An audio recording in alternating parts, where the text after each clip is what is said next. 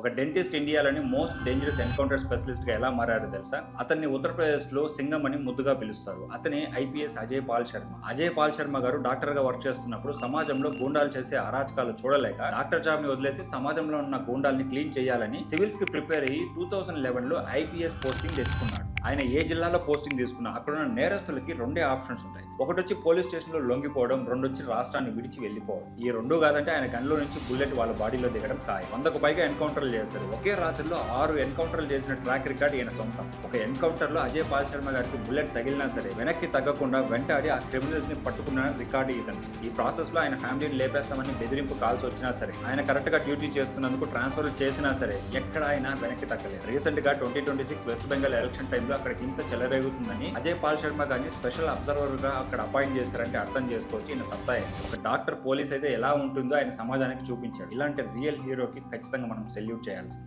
ఈ ఇన్ఫర్మేషన్ మీకు నచ్చితే ఛానల్ ఫాలో అవ్వండి, వీడియోకి ఒక లైక్ చేయండి.